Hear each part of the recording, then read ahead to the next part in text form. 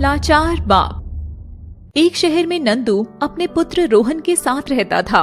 रोहन की माँ का देहांत बचपन में ही हो गया था।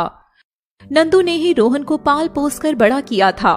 नंदू रिक्शा चलाता था, लेकिन रोहन अब समय के साथ बिगड़ता जा रहा था। एक दिन रोहन रात को बहुत लेट आया। रोहन तू कहाँ घूमता है? समय से घर आ जाया कर। मैं ऐसे ही घूमूंगा। रोहन तू मुझसे ऐसे कैसे बात कर सकता है भला? आपने किया ही क्या है मेरे लिए जो तमीज से बात करूं आपसे? तुझे इतना बड़ा किया है मैंने, पढ़ाया लिखाया है। क्या फायदा से पढ़ने लिखने का जिसमें मुझे कभी इज्जत ही नहीं मिली।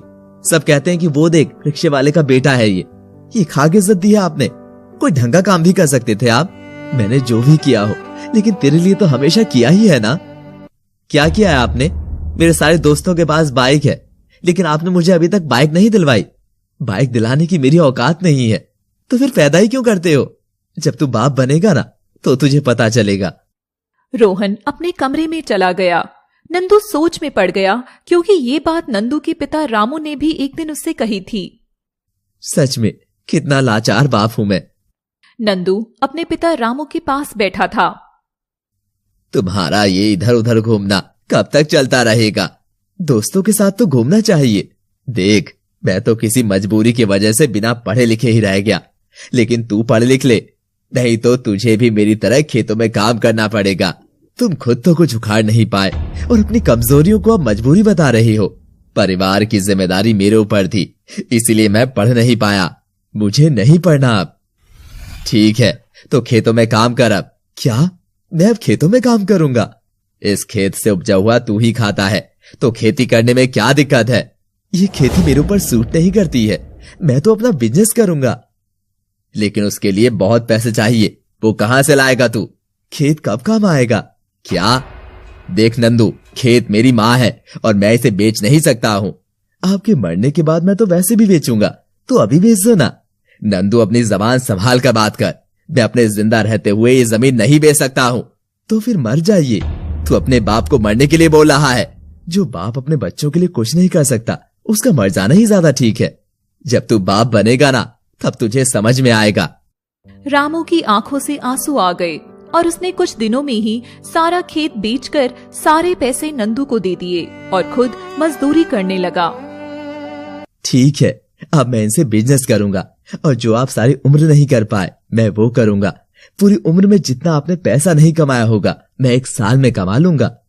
नंदू ने अपने सारे पैसे एक कंपनी में लगा दिए और खुद जुआ और नशे में लग गया। वह दिन रात इधर उधर घूमता था। जब एक दिन वो कंपनी पहुंचा तो देखा कि कंपनी डूब चुकी थी। ये क्या हुआ? ये कैसे हो सकता है? मैंने अपने हाथ से ही अपने पैरों पर कुल्हाड़ी मार ली। मैंने सारा पैसा डुबा दिया। अब कौन सा मुंह लेकर पापा के पास जाऊं? मैंने तो इतनी पढ़ाई लिखाई भी नहीं की। नंदू ने सब कुछ बर्बाद कर दिया था। अब नंदू ने उधार पैसे लेकर एक रिक्शा खरीदा और रिक्शा चलाकर पेट पालने लगा। जमीन बिक जाने के सदमे में रामू की भी कुछ दिनों में ही मौत हो गई थी। मुझे सही बोला था कि जब मैं बाप बनूंगा तो मुझे समझ आएगा। आज मैं कितना लाचार हूँ। तभी रोहन बाहर निकल कर आया। पापा, मैं घर छोड़कर जा रहा हूँ। रोहन, तू कहीं मत जा। तुझे जो भी चाहिए मैं ला कर दूंगा।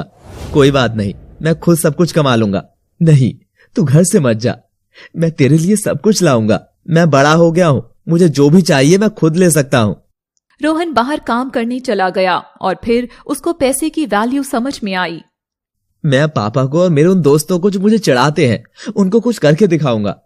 रोहन दिन भर नौकरी करता और रात में एक क्लब में एक वेटर का काम करने लगा।